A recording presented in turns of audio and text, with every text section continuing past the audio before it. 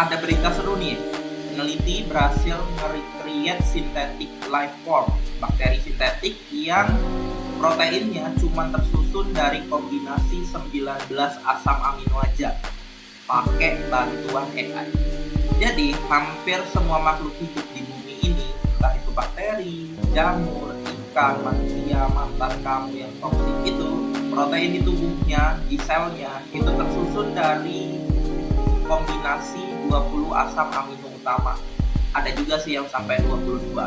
Setidaknya sampai ada kelompok peneliti dari Department of System Biology Columbia University yang berhasil nge-create synthetic life form atau bakteri E. coli sintetik, E. coli E19 yang proteinnya cuma tersusun dari kombinasi 19 jenis asam amino aja.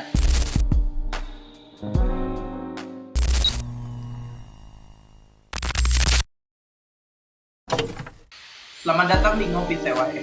Hari ini kita akan ngebahas bagaimana AI sekarang bukan cuma bisa dipakai untuk bikin riset bodong, pembahasan di video lalu, atau untuk edit video kucing joget kicau mania,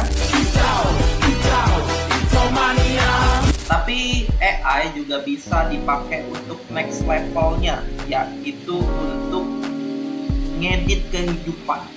Oke, sebelum lebih lanjut, kita samakan dulu ya basic knowledge-nya. Kan siapa tahu kita hidup di universe yang berbeda ya.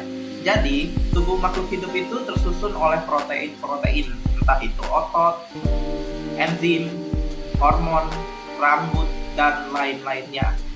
Nah, protein-protein itu dibangun dari kombinasi asam amino yang nanti membentuk sebuah chain, kemudian membentuk sebuah struktur 3D. Jadi, ibaratnya asam amino itu adalah sebuah Lego biologis yang jumlahnya itu default 20 jenis asam amino.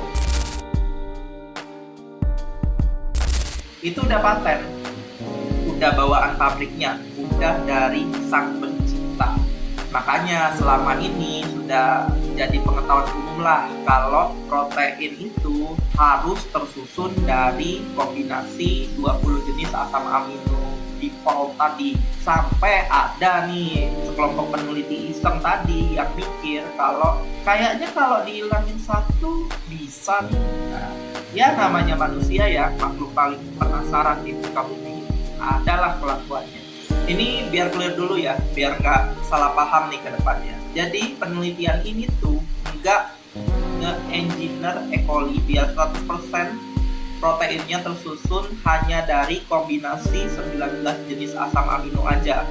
Itu cuma judul clickbait ya, biar ngehook lah, marketing lah. Tapi studi ini lebih ke ngedesain ulang protein-protein yang menjadi core machinery si E. coli tadi biar bisa jalan walaupun cuman disusun dari 19 jenis asam amino aja. Jadi nih ya, di studi ini peneliti itu menggunakan E. coli, bakteri yang paling template untuk penelitian. Ya tadi udah di-mention lah dari awal. Kemudian mereka nge-redesign protein ribosomalnya, 52 protein ribosomal esensialnya E. coli dengan ngilangin asam amino isoleucinnya. Caranya mereka ganti tuh residu isoleucin si E. coli tadi di banyak posisi. Ada 382 site isoleucin yang diganti.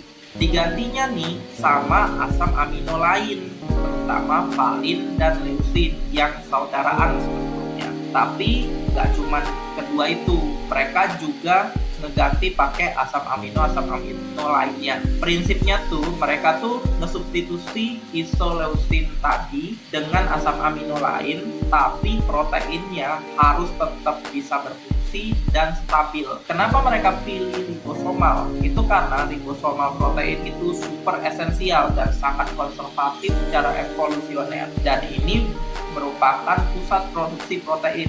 Jadi kalau ini berhasil, harusnya ke depannya untuk nge-engineer 100% bisa dikatakan lebih possible lah. 19 asam amino yang tadi itu cuman di ribosomal. Protein lain di luar ribosomal masih banyak pakai isoleucin. Translational system secara keseluruhan juga belum di-report. tRNA isoleucin juga masih ada. Metabolisme isoleucin harusnya juga belum full dihapus.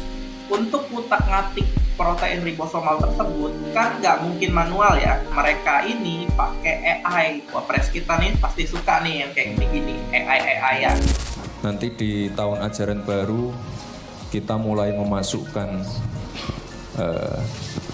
kurikulum AI, pelajaran AI di SD, SMP, SMA, SMK juga. Jadi peneliti menggunakan AI buat ngeprediksi substitusi apa yang harus dilakukan agar proteinnya itu masih tetap stabil dan fungsional. Nah, ini dilakukan dengan cara modeling ya, in silico lah. Nah, hasilnya tadi itu kemudian diuji di lab pakai E. coli yang genomnya udah diedit sesuai dengan sequence DNA pengkode protein ribosomal alternate yang udah diprediksi stabil oleh AI. Nah, dilihatlah si E. coli tadi, hidup nggak, tumbuh nggak, mesin translasinya jalan nggak, cacat nggak, dan semacamnya. Banyaklah yang dilihat. Singkat cerita, peneliti berhasil lah sama proyeknya ini, di mana E. coli sintetik yang ribosomal proteinnya cuma tersusun dari 19 jenis asam amino ini, dalam tanda kutip sehat ya,